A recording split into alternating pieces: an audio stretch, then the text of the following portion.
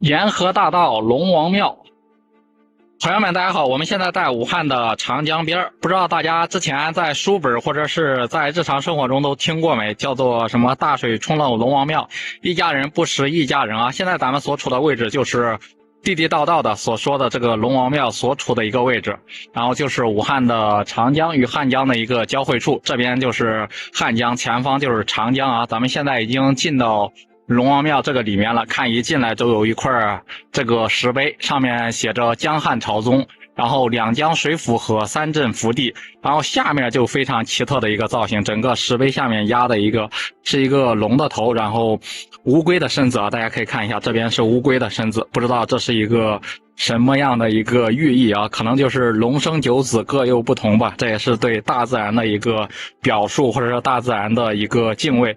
我们今天来到这个龙王庙这个位置，准备带大家看一下武汉的长江与汉江的交汇处，大自然的一个鬼斧神工和奇观啊！可能很多人第一是在书本上听过龙王庙，第二应该在书本上学的最多的就是泾渭分明嘛。然后在这个位置刚好可以看到，然后大自然形成的一个泾渭分明，然后两江交汇却水不交融的一个奇观啊！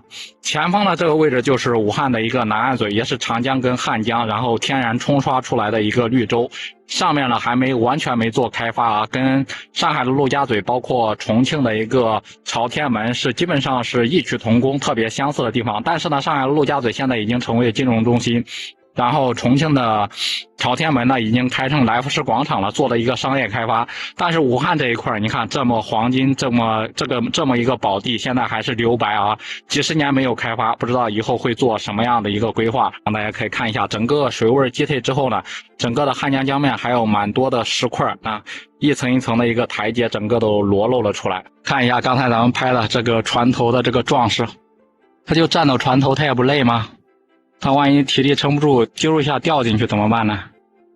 这是专业人士啊，大家普通人请勿模仿。然后这边还有人跑到汉江里面洗脚还是什么？这爹跑到汉江里面洗脚还是干嘛？咱们也搞不明白这些人啊。看一下这边两个货轮，一个大货轮万吨巨轮，一个千吨巨轮，然后擦肩而过啊，然后自己行驶自己的水道。这跟陆地上还是一样的啊，有自己的一个道路，自己的一个水道，也不会出现什么交通拥堵或者是相撞什么的。这边就是立的龙王庙的一个石碑，这个龙王庙设立的时间应该也是蛮早的，将近600多年嘛，在明朝年间、洪武年间应该都是设立的啊，也是非常有历史传承的一个位置。这边看一下，这边的雕刻的一个石雕，这是非常具有象征意义的。下去看一下吧，反正现在整个的长江水已经击退了几十米。原来这个位置台阶上汛期的时候，这全部都是水。这个位置，这一排全是测水位的柱子啊，这边一个，然后这边一个，然后这一排有5、6个，然后最高那个位置那个。之前呢，我们小时候就一直听武汉的一些老人爹爹婆婆说嘛，在武汉的长江与汉江的交汇处有一条蟒蛇在整个江面上穿梭。我们今天就下到这个江边，带大家一看究竟到底是怎么回事啊！因为咱们现在镜头的正下方这边就是汉江嘛，相对来说比较轻盈剔透啊，然后比较清澈见底。前方的那个长江嘛，因为是流经那个黄土高原，然后杂质比较多，水质比较浑浊，所以说就看起来比较浑浊一点啊。然后整个的包括你看一下这两江交汇的一个江面，虽然说交汇，但是水乳不交融，在整个的江面交汇处，大家可以看到吗？一条长长的长条长线，真的是犹如一条蟒蛇在整个江面穿梭，真的是大自然的鬼斧神工，蔚为壮观啊！但是呢，也并不是老人口中所说的蟒蛇，他们之所以把它形容成蟒蛇，可能就是对大自然的一个敬畏，对这种奇观的一个赞叹吧。包括然后正前方，然后横跨在长江上面的万里长江第一桥，然后也是我国第一个公铁两用的大桥啊，长江大桥。大家可以看到吗？可能今天武汉有点霾啊，这几天武汉的天气一直有点霾，不知道什么原因。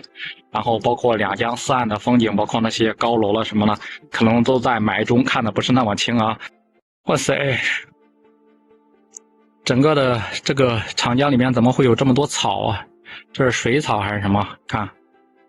整个的在长江江面上漂泊呢，这是从哪儿飘过来的呀？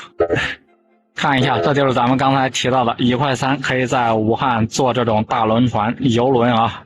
1.3块，全国应该是其他城市都是看不到了，只有在武汉，1.3块就可以游览2江4岸啊，真的是太划算了！大家来到武汉一定要体验一下，这个速度还是蛮快的。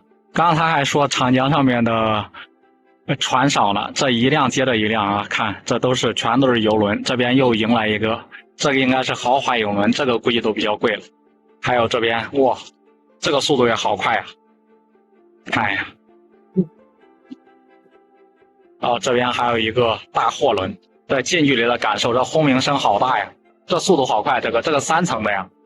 看这边的大货轮，这擦肩而过。看一下，大冬天这么冷的天，还真的有爹爹在长江里面横渡呀，激流勇上，那真的是勇士呀！